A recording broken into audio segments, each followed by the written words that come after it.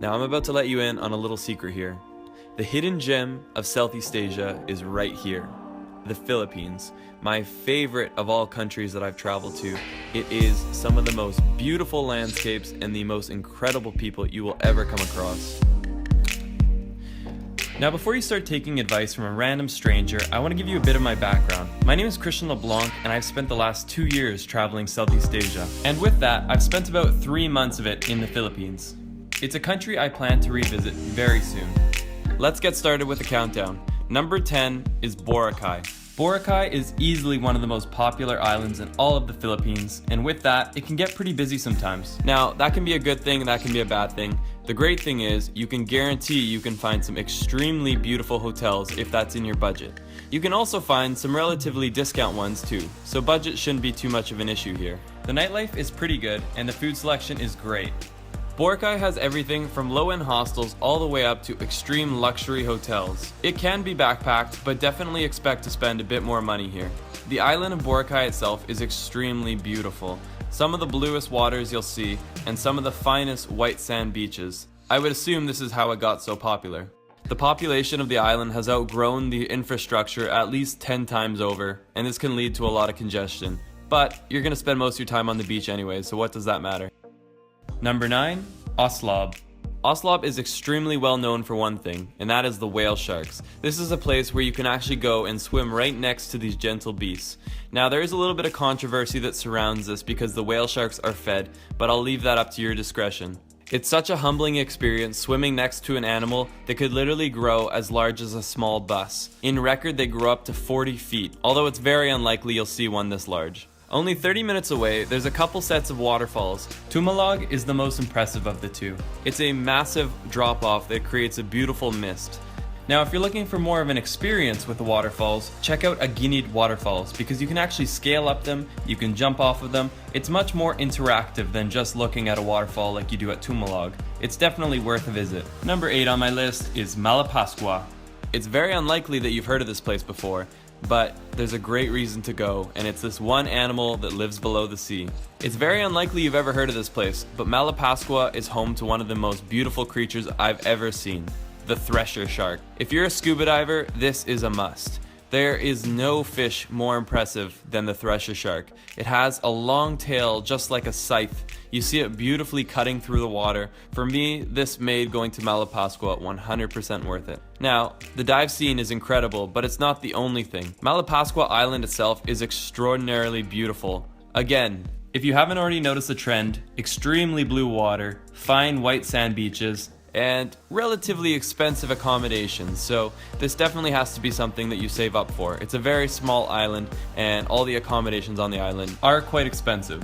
Do a little research. We even managed to find a bit of nightlife on this incredibly dormant island. My girlfriend Laura really hit it off with the locals.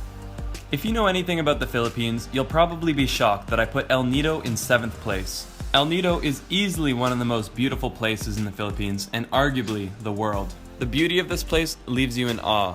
Now let's start with the great things about this place. The 4-island tour is incredible because it lets you see the cerulean blue waters, the jagged cliff sides. It's seriously earth porn. It's nothing like you've ever seen before. The days in El Nido are unforgettable because you'll spend your entire day hanging around these beautiful landscapes. But this is where the problems start.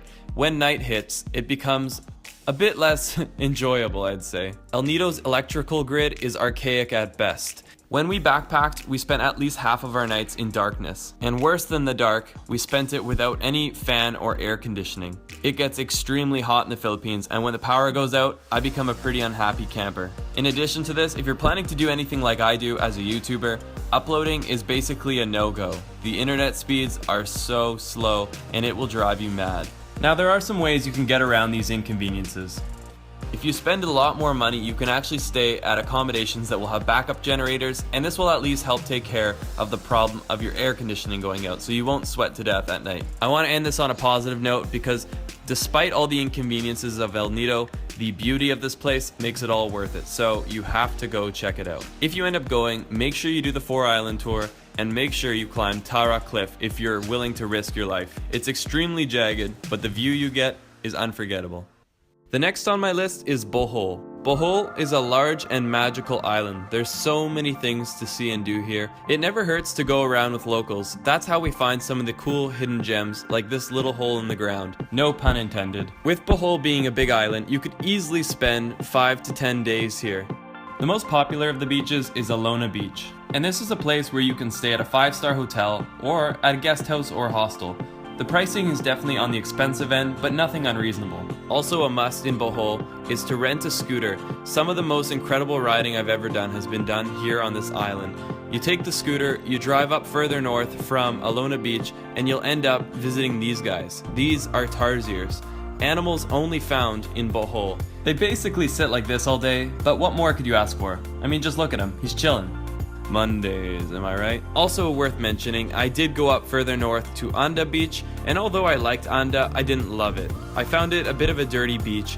For me, I would have preferred to have stayed in Alona Beach, rented a scooter, and used it to do day trips like seeing the Tarsiers, the Chocolate Hills, etc. You'll also see a lot of European-inspired churches while exploring the Philippines. This one here was built by the Spanish, and it was actually shook up during an earthquake a few years ago. Just after visiting the Tarsiers, you're gonna see the man-made forest. And true to its name, it's a forest that was actually hand-planted by men. It's a really awesome feeling because as you drive down this narrow road, you feel like you're going through a tree tunnel. It's great for Instagram goals, and it's definitely an awesome feeling as you're riding on your scooter. After the man-made forest, about another 35-45 minutes up north, you'll be going through what some people deem the main attraction of Bohol. These are the Chocolate Hills, and you'll notice they look extremely similar to a Hershey Kiss. I don't know if that's why they've been called that, but the name is definitely fitting. You can drive up to the top of one of the hills and actually get a pretty good vista of the entire mountain range. I definitely recommend it. Number 5 is a place that's on very few people's lists. Dumaguete is an incredible place, and there's a lot to see and do here. It's a place I spent almost 2 weeks scuba diving and exploring its beautiful nature. If you go to Dumaguete, check out Casaroro Falls. I know I'm probably butchering it, but I'll write it down below. Right across from Dumaguete is a short boat ride to Apo Island. Make sure you check out this place. Apo Island translates into English as Turtle Island, and it's well named because everywhere you go is serious dirt, brah. There's sea turtles everywhere, and these chillers are used to having people around, so they don't mind when you swim up next to them. Just make sure not to touch them. This is by no means in Dumaguete, but this is one of the must-do's of the Philippines. This here is Manjoyod Sandbar. I call this place the Maldives of the Philippines. It's about a 2 to 3 hour drive to get here from Dumaguete, but every single minute of the ride is worth it. Once you arrive at a little dock, you take a boat across about 45 minutes, and you arrive in paradise. If you have that extra time, or you want to take your Instagram to a whole nother level, you better check out Manjoyod Sandbar. Those are just a few of the things you can do in Dumaguete. There's some nightlife, there's great restaurants, and a whole lot of nice hotels and resorts. This is a place for anyone on any budget. Number 4, almost on the podium but not quite, Kawasan Falls, also known as Barian Canyoneering. Now, before I even get into this, if you're not too afraid of heights and you're not afraid to get wet, this is one of the coolest things that you can do in the Philippines. It's a full day trip where you're guided through these very narrow crevasses where the water flows down, creating these awesome little waterfalls. It's such a unique and amazing experience that you really can't find that many places in the world. I brought my expensive slow motion camera in a lousy waterproof housing. I risked it for you guys. You're welcome. Barian Canyoneering is a guided expedition, and you cannot do this alone. By law, you need to have a guide, and I highly recommend it anyways. You would not want to do this alone. It's not too expensive. From my memory, it's about $30 US. You get a guide, and he shows you through the canyons, he pushes you off the cliffs, and you even get a meal out of it, so it's not too bad. At the end of the canyon is the world-renowned Kawasan Fall.